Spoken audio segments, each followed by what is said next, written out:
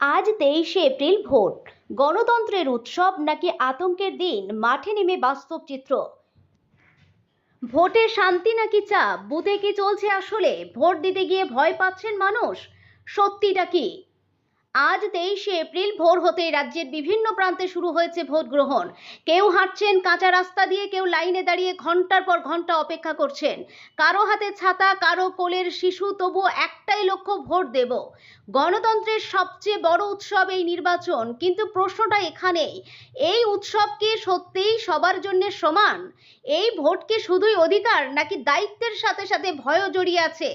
আজকের এই প্রতিবেদনে আমরা খুঁজে দেখব ভোটের মাঠের আসল চিত্রটা কি, শান্তি নাকি চাপা উত্তেজনা। সকাল 7টা বাজতেই শুরু হয়েছে ভোট গ্রহণ। অনেক জায়গায় সকাল থেকেই লম্বা লাইন, বৃদ্ধ মানুষ যাদের হাঁটতে কষ্ট হয় তবুও ভোট দিতে এসেছেন।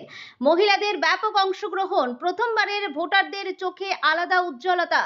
এই চিত্র যেন একটাই কথা বলছে, মানুষ এখনো গণতন্ত্রে বিশ্বাস রাখে। কিন্তু এখানে একটা বড় প্রশ্ন, এত মানুষ ভোট দিতে বেরোলেন, এটা কি সম্পূর্ণ স্বতঃস্ফূর্ত, নাকি কোথাও কোথাও আছে সংগঠিত মোবিলাইজেশন? লাইনে দাঁড়ানো মানুষের ফুটেজ, বুথের বাইরে ভিড়, ভোটারদের মুখের অভিব্যক্তি। এই উপস্থিতি যেমন ইতিবাচক, ঠিক তেমনই প্রশ্ন তৈরি করে, উপস্থিতি বেশি মানেই কি ভোট স্বাধীনভাবে হচ্ছে? ভোট মানে উত্তেজনা, এটা নতুন কিছু নয়, কিন্তু এবারও কিছু কিছু জায়গা থেকে উঠছে গুরুতর অভিযোগ।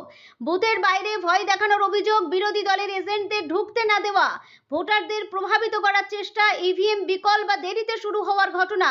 কিছু জায়গায় শোনা যাচ্ছে ভোট দিতে গেলে সমস্যা হচ্ছে, আবার অন্য জায়গায় সব ঠিকঠাক চলছে। এখানেই দ্বন্দ্ব তৈরি হচ্ছে। প্রশ্ন তুলুন, এই অভিযোগগুলি কি বিচ্ছিন্ন ঘটনা, নাকি বৃহত্তর কোনো প্যাটার্ন? যদি সব শান্তিপূর্ণ হয় তাহলে এত অভিযোগ কেন উঠছে? গুরুত্বপূর্ণ বিশ্লেষণ, যে রাজনৈতিক পরিস্থিতি যত বেশি উত্তপ্ত, ভোটের দিন তত বেশি সংবেদনশীল হয়ে ওঠে।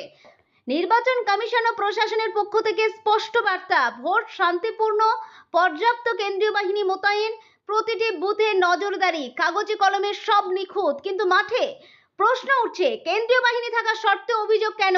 সব বুথে কি সমানভাবে নিরাপত্তা পৌঁছেছে? প্রশাসন কি সম্পূর্ণ নিরপেক্ষ? অনেক সময় দেখা যায় ব্যবস্থা ঠিক থাকলেও বাস্তবায়নে সমস্যা হয়। সিকিউরিটি ফোর্স টহল, বুথে পুলিশ উপস্থিতি, ভোটারদের রিয়াকশন। এই ভোটের আসল নায়ক সাধারণ মানুষ। একদল বলছেন আমরা শান্তিতে ভোট দিয়েছি, কোনো সমস্যা হয়নি। অন্য দল বলছেন চাপের মধ্যে ভোট দিতে হয়েছে, সবকিছু স্বাভাবিক লাগেনি। এই দুই চিত্র একসাথে কেন?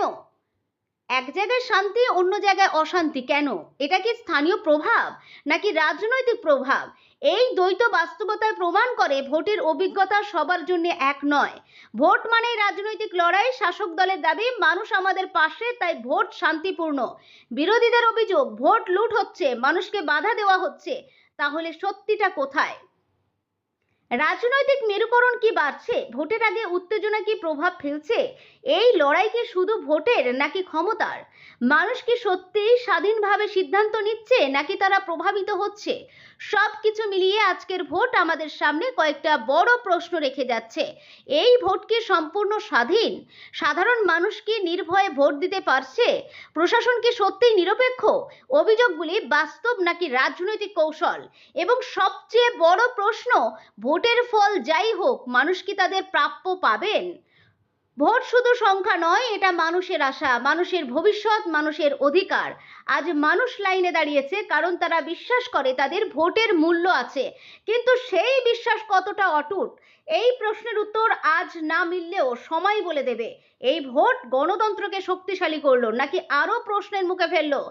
আপনার এলাকায় ভোট কেমন হচ্ছে, শান্তিপূর্ণ নাকি অশান্তিমূলক? কমেন্টে জানাতে ভুলবেন না।